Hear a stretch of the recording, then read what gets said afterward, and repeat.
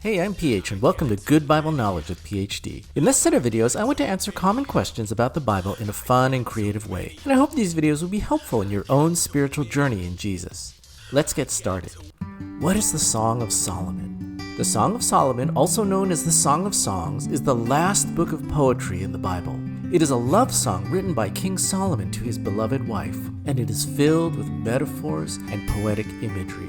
Song of Solomon is a unique book as it is a personal account of the courtship and marriage of the king and his bride. The inclusion of this intimate material is an affirmation of the sanctity of tender love, physical affection, and conjugal intimacy within the context of marriage. In a broader sense, the Song of Solomon also represents God's love for his people and the church, the bride of Christ. The structure of Song of Solomon is difficult to break down as it is arranged like scenes in a play with two main players, the king and his bride. Their discourse is accompanied by a chorus of observers, the daughters of Jerusalem.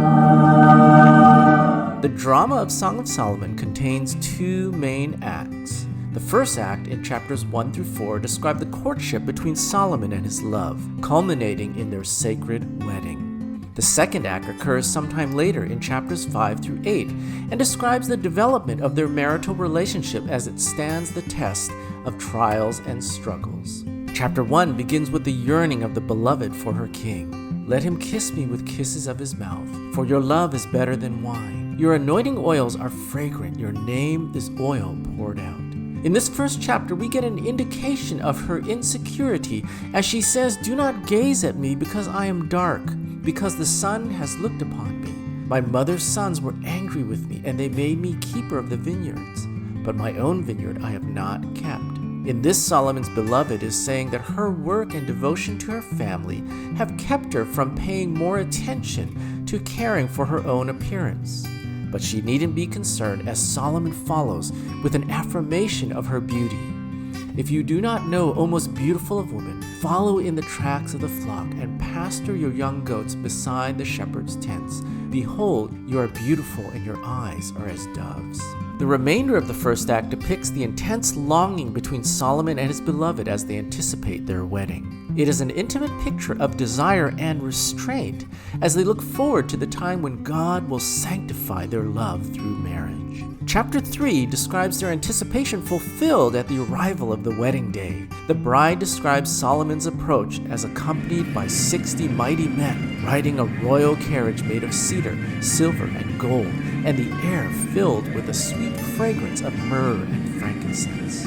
The first act of Song of Solomon concludes in chapter 4 on the wedding night as Solomon praises his wife for her beauty, nobility, and purity.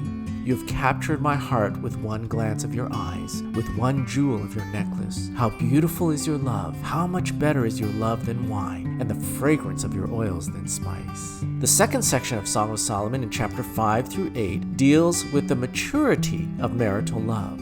Sometime after the wedding, the beloved has a troubling dream while Solomon is away. In her dream, Solomon comes to the door, but she cannot find him. She then searches for him throughout the city. Her fears are met with Solomon's reassurance of his undying love for his beloved. Chapter 8 concludes with an affirmation of God's protection of the bond of marriage. There is a hint of trial and threat as the beloved speaks of those who would despise her, of floodwaters that would threaten their relationship together. But the Song of Solomon concludes with the affirmation and confidence that no trial or opposition in this world can extinguish the love that God has established between the beloved and her king.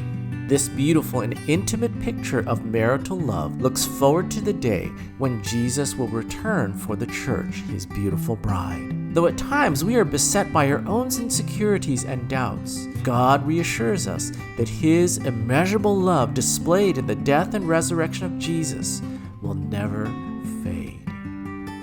Thanks for listening to another episode of Good Bible Knowledge. We'll see you next time.